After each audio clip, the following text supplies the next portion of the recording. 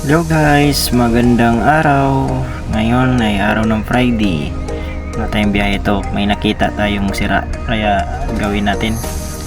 Habang busy yung mekaniko namin at saka welder.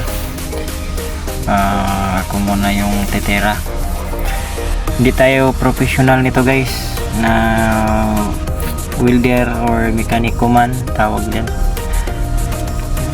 Subukan na lang nating gawin. Basta kaya naman, subukan na lang natin.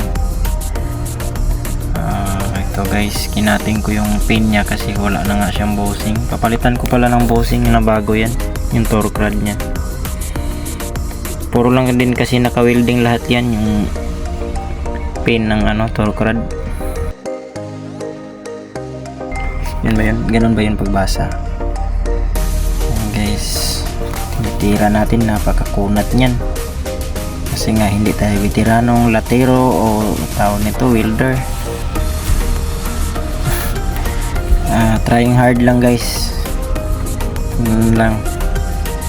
Yan, tinitira na talaga, kinakating,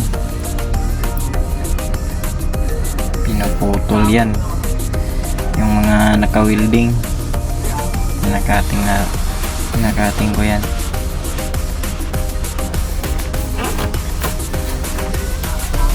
Yan, natanggal na.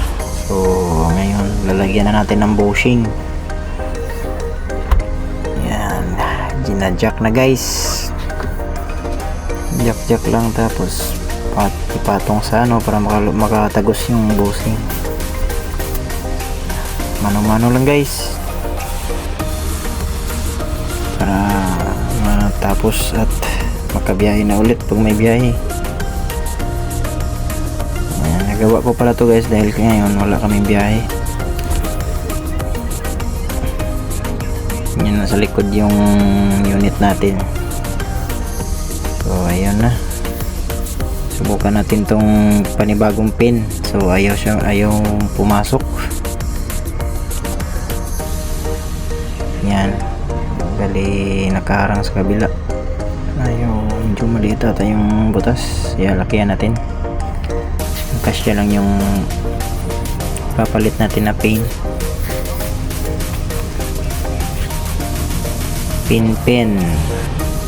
Pero bolt yan siya na mahaba. Yan lang yung gagawin natin pin. So ayan na, check. Yan, ayos, pasok na pasok.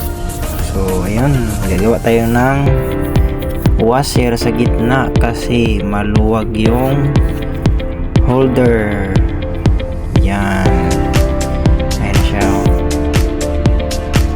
I-welding na natin yung mga panibagong pin nya guys. Tapos lagyan natin, welding natin ng kaunti tubig kasi malulusaw yung bushing natin kasi plastic po yan.